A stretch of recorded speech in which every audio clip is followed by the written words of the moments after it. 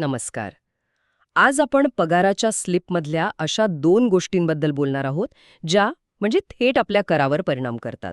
एक आहे house rent allowance म्हणजेच HRA आणि दुसरा म्हणजे कंपनीकडून मिळणारी गाडी. आपल्याकडे डॉक्टर राहुल एस खरात यांच्या काही नोट्स आहेत आणि आज आपलं ध्येय आहे की यातील नियम सोप्या भाषेत समजून घ्यायचे. सुरुवात HRA पासून करूया. अनेकांना वाटतं की पगारात HRA मिळतो म्हणजे घरभाड्याची चिंता मिटली. पण हे खरंच इतकं सोपं आहे का? नाही. खरं तर हे तितकं सोपं नाहीये आणि इथेच बहुतेक लोक चूक करतात. त्यांना वाटतं की कंपनीने दिलेला संपूर्ण HRA करमुक्त असतो, पण तसं अजिबात नाहीये. आयकर कायद्यानुसार यावर मिळणारी सवलत ही काही अटी आणि एका गणितावर अवलंबून आहे. म्हणजे ही एक सरसकट मिळणारी सूट नाही.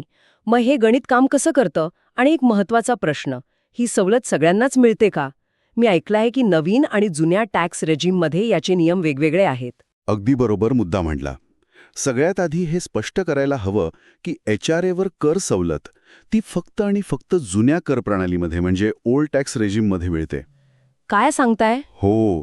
जर कोणी नवीन कर प्रणाली निवडली असेल तर त्यांना मिळालेला HRAचा एक रुपया त्यांच्या उत्पन्नात जोडला जातो आणि त्यावर सरळ कर लागतो. कोणतीही सूट मिळत नाही.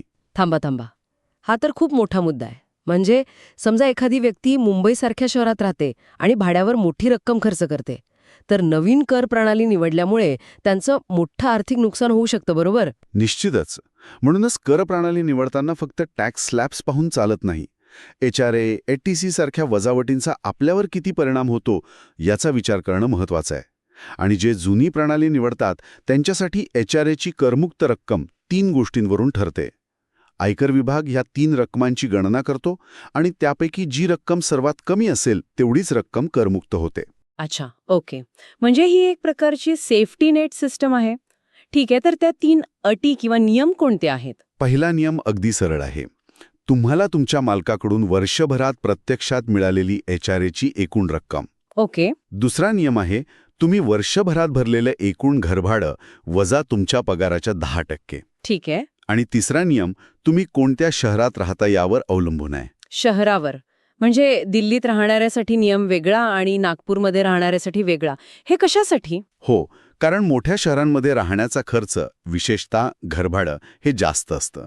त्यामुळे जर तुम्ही दिल्ली, मुंबई, कोलकाता किंवा चेन्नई या 4 मेट्रो शहरांपैकी कुठे राहत असाल तर तुमच्या पगाराच्या 50% रक्कम विचारात घेतली जाते. आणि जर तुम्ही इतर कोणत्याही शहरात म्हणजे पुणे, नागपूर किंवा अगदी एखाद्या गावात राहत असाल तर पगाराच्या 40% रक्कम. हे खूपच स्पष्ट झालं, पण इथे एक अडचण आहे. पगार या शब्दाची व्याख्या काय?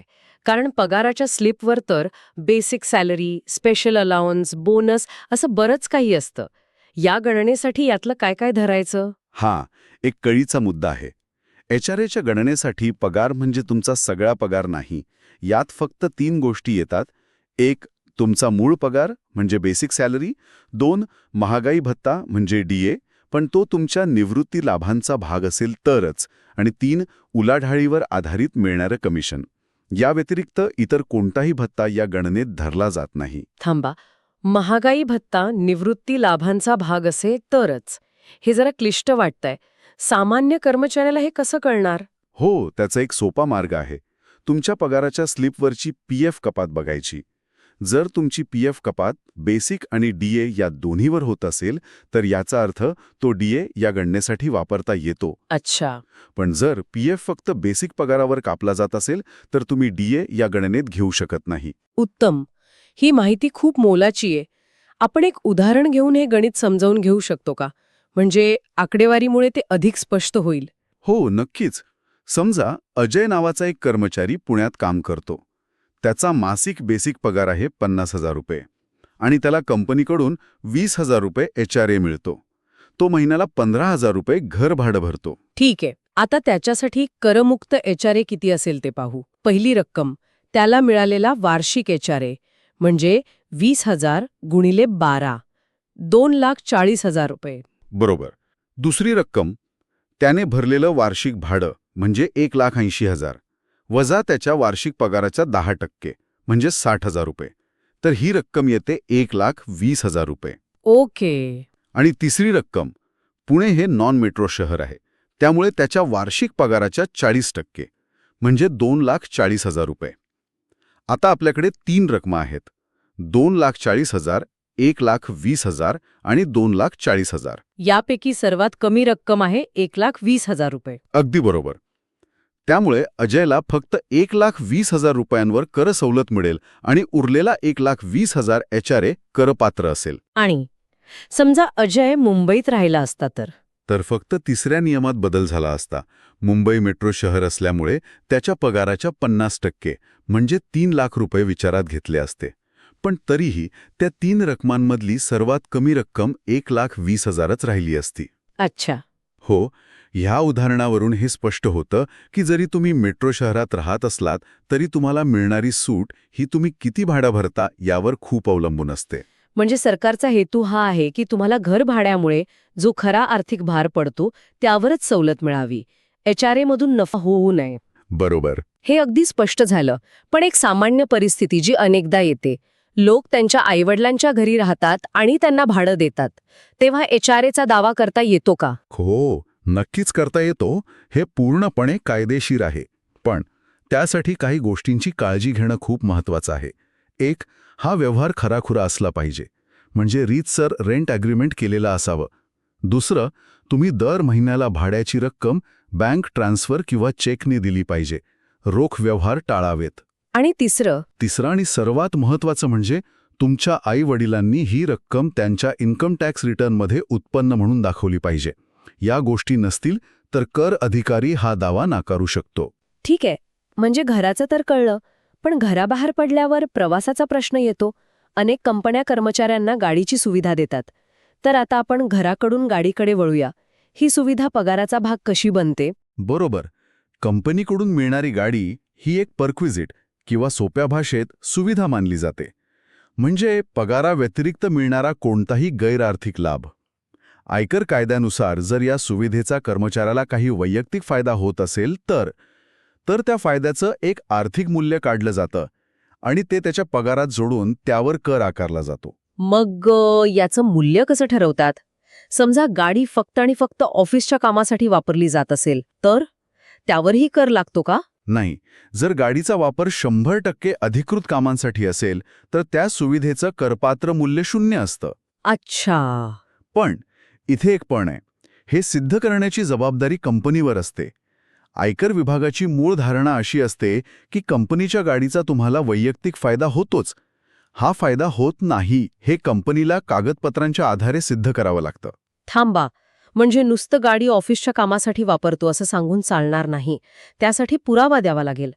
हे तर खूपच कटकटीचं काम वाटतंय. हो, हे खरोखरच कठीण आहे. यासाठी कंपनीला एक तपशीलवार लॉगबुक ठेवावं लागतं. प्रत्येक प्रवासाची तारीख, कुठून कुठे प्रवास केला, किती किलोमीटर गाडी चालवली आणि प्रवासाचं अधिकृत कारण काय होतं हे सगळं त्यात नमूद करावं लागतं. बापरे. हो, आणि यासोबतच कंपनीला एक प्रमाणपत्र द्यावं लागतं की गाडीचा कोणताही खाजगी वापर झालेला नाही. यात थोडी जरी चूक झाली तर संपूर्ण सवलत धोक्यात येऊ शकते. खरं सांगायचं तर प्रत्येक प्रवासाची नोंद ठेवणं हे एक मोठं प्रशासकीय ओझं वाटतंय. कंपन्या हे खरंच इतक्या काटेकोरपणे करतात का? अनेक मोठ्या कंपन्यांमध्ये यासाठी आता सॉफ्टवेअर आणि GPS ट्रॅकिंग सिस्टीम वापरली जाते. पण तरीही चुका होतात. मी एका कंपनीला सल्ला देत होतो जिथे एका कर्मचाऱ्याने कंपनीची गाडी शनिवार-रविवारी लोणावळ्याला नेली होती. अच्छा. ती एक छोटीशी गोष्ट होती, पण ती लॉगबुकमध्ये वैयक्तिक वापर म्हणून नोंदवली गेली नाही. ऑडिटमध्ये ही गोष्ट लक्षात आली आणि त्यामुळे त्या महिन्यासाठी फक्त अधिकृत वापर हा संपूर्ण दावा संशयाच्या भोऱ्यात सापडला. म्हणजे पुरावा नसेल तर करात सवलत नाही, हा साधा नियम आहे. अगदी बरोबर. हे उदाहरण खूपच प्रभावी आहे. पण बहुतेक वेळा गाडीचा वापर दोन्ही कामांसाठी होतो, ऑफिस आणि वैयक्तिक. अशा मिश्र वापरासाठी काय नियम आहेत? हो, आणि इथेच खरं गणित सुरू होतं. अशा वेळी गाडीवर झालेला एकूण वार्षिक खर्च म्हणजे पेट्रोल, मेंटेनन्स, विमा, ड्रायव्हरचा पगार या सगळ्याची बेरीज केली जाते. त्यात गाडीच्या मूळ किमतीच्या 10% वार्षिक झीज म्हणजे डेप्रिसिएशन जोडली जाते. या एकूण रकमेतून जर कर्मचाऱ्याने काही रक्कम स्वतः भरली असेल तर ती वजा केली जाते. उरलेली रक्कम ही त्या सुविधेचं करपात्र मूल्य मानलं जातं. आपण यासाठी एक उदाहरण घेऊया का? म्हणजे आकडेमोड अधिक सोपी वाटेल. नक्कीच. समजा गाडीच्या देखभालीचा आणि इंधनाचा वार्षिक खर्च 1,20,000 रुपये आहे. ठीक आहे. गाडीची मूळ किंमत 3 लाख रुपये आहे, त्यामुळे तिची वार्षिक झीज 10% नुसार 30,000 रुपये होईल. ओके. आणि समजा कर्मचाऱ्याकडून कंपनी दरमहा काही रक्कम कापते जी वर्षाला 20,000 रुपये होते. तर करपात्र मूल्य काढण्यासाठी आपण खर्च आणि झीज यांची बेरीज करू. म्हणजे 1,20,000 अधिक 30,000 होतात 1,50,000 रुपये. यातून कर्मचाऱ्यांनी भरलेले 20,000 रुपये वजा केले जातील. म्हणजे अंतिम करापात्र मूल्य असेल 1,30,000 रुपये. ही रक्कम त्या कर्मचाऱ्याच्या उत्पन्नात जोडली जाईल. अगदी बरोबर. हे खूपच स्पष्ट झालं. आणि जर गाडी फक्त आणि फक्त खाजगी कामांसाठी वापरली जात असेल तर? मग नियम खूप सरळ आहे. गाडीचा संपूर्ण खर्च म्हणजे देखभाल, ड्रायव्हरचा पगार आणि 10% झीज, ही संपूर्ण रक्कम कर्मचाऱ्याच्या उत्पन्नात जोडली जाते आणि ती पूर्णपणे करपात्र असते. तर मग या सगळ्याचा अर्थ काय? HRA असो किंवा कंपनीची गाडी, कराचे नियम अत्यंत विशिष्ट आहेत. हो, प्रत्येक लहान गोष्ट ठरवते की किती कर भरावा लागेल. बरोबर. म्हणजे बघा, HRA असो किंवा गाडी, गोष्ट एकाच ठिकाणी येऊन थांबते. कागदपत्र आणि योग्य निवड. HRA साठी जुनी कर प्रणाली निवडणं, घरभाड्याच्या पावत्या सांभाळून ठेवणं आणि गाडीसाठी लॉगबुक व्यवस्थित भरणं, यावरच सगळं अवलंबून आहे. हो, म्हणजे पगारात मिळणारे लाभ हे नेहमी सरळ रोख रक्कम नसतात. त्यांचं करपात्र मूल्य अनेक गोष्टींवर अवलंबून असतं. अगदी. आजच्या चर्चेतून एक गोष्ट तर नक्कीच स्पष्ट झाली की आपली पगाराची स्लिप समजून घेणं आणि कराचे नियम माहीत असणं किती महत्वाचं आहे. या नियमांवरून एक विचार येतो मनात. कंपन्या कर्मचाऱ्यांसाठी पगार आणि इतर सुविधांची रचना कशी करत असतील, जेणेकरून कर्मचाऱ्यांना करामध्ये जास्तीत जास्त फायदा मिळेल आणि कंपनीलाही ते परवडेल. यामागे कोणती रणनीती असू शकते?